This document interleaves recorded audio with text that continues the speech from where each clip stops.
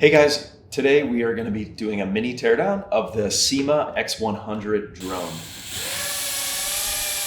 First, what do you get in the box? There's the drone itself, there is the controller, and then inside the box there's an instruction manual, an extra battery, you have a charging cable, and some extra blades and the screwdriver. One of the main features of this drone that differentiates it from others are these little IR sensors that are positioned on all four sides. And what this means is that once it's in the air, you can wave your hand in front of it, or if an obstacle comes near it, it'll move away. And it continues to do that while it's in the air. So it's kind of a fun game, and it's a new way to sort of fly drones. The remote control itself doesn't come with any batteries. You have to put in 4 AA's. It's a little sort of heavy and clunky. And yeah, if I were Syma, I would maybe consider putting a little bit more time into the actual controller. This is made of some squishy, it feels like either nylon or styrene frame, which makes the whole thing really durable and a little bit, flexible. There are around 20 screws on the bottom, and I think those are the only things holding this whole thing together. So I'm going to take those apart. So I got all the screws out, and now I'm just pulling it apart. Yeah. There's one PCB here, and it looks like there's 5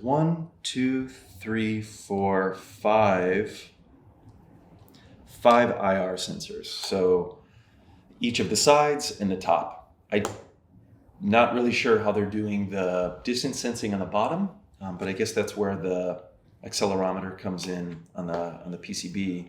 There's also looks like an altimeter here, and I can tell that because it looks like a little pressure sensor with a hole in it. So inside of each of these arms, or each of the sides of the quadcopter, there is a motor, and that motor is connected to a small gear train.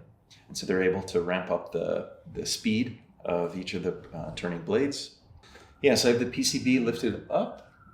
You can see the pairs of wires going out to the motors, the IR sensors dangling there, and then on the bottom side, there are just right angle LEDs that are firing out. And that gives the red and green lights as it's flying. So this is actually the second drone that we've torn down by Syma. You can find the other one on our YouTube channel. The other one that we tore down was also a mini drone, but the assembly behind it was a little bit more complicated.